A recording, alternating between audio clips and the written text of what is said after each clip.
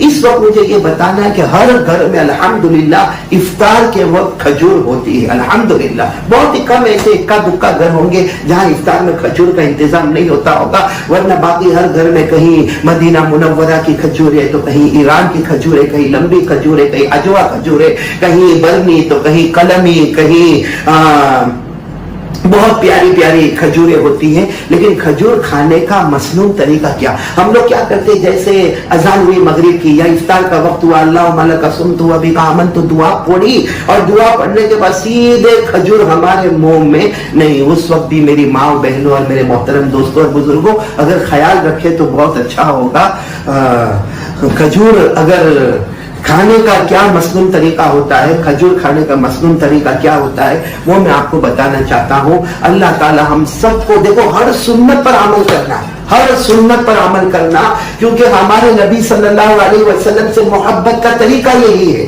इमाम मालिक रहमतुल्लाह अलैहि ने फरमाया, हजरत नूह की कश्ती में जो बैठे, हजरत नूह अलैहिस्सलाम ने कश्ती बनाई थी, जो कश्ती में बैठे वो बच गए और जो कश्ती से बाहर गए वो डूब गए। जो कश्ती में बैठे वो बच गए और जो कश्ती से बाहर गए वो डूब गए। बस इमाम मालिक रहमतुल्लाह अलैहि फरमाते, हमारे नबी सल्लल्लाहु अलैहि वसल्लम की सुन्नतों का हाल ये है कि जो सुन्नतों पर आ गया वो ऐसे जैसे हजरत नूह अलैहिस्सलाम की कश्ती में बैठ गया, किनारे पर पहुंच गया, और जिसने सुन्नतों को तोड़ा वो ऐसा है जैसे हजरत नूह की कश्ती के बाहर गया और पानी में डूब गया। तो मैं बात कर रहा था आपको खजूर, देखो जैसे मेरे हाथ में ये खजूर है, खजूर खाने का मसनून तरीका ये है जो हमारे आका सल्लल्लाहु अलैहि वसल्लम के खाने का तरीका था। और उससे सोचो हमारे नबी नेमतों की कितनी कदर करते थे। सबसे पहले हमारे नबी खजूर को खोलते थे। देखो मैंने आपके सामने खजूर खोली, तो ये खजूर को खोलना गोया एक हमारे नबी का तरीका हो गया।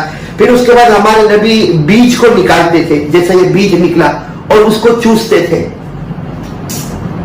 ये हमारे नबी खजूर को चूसते थे, तो खजूर को बीज को निकालना और चूसना ये दूसरा तरीका हो गया।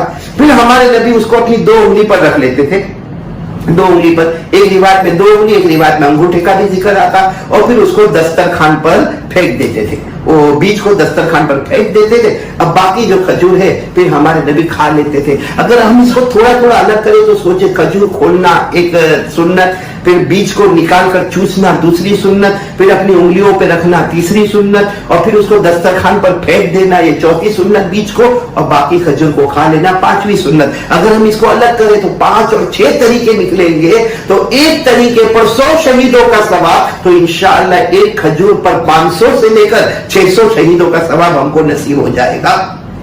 ये एक सुन्नत आपको बतानी थी, बहुत जरूरी थी, जो मैंने आपको बता दी। इंशाअल्लाह अब से हम खजूर इसी तरीके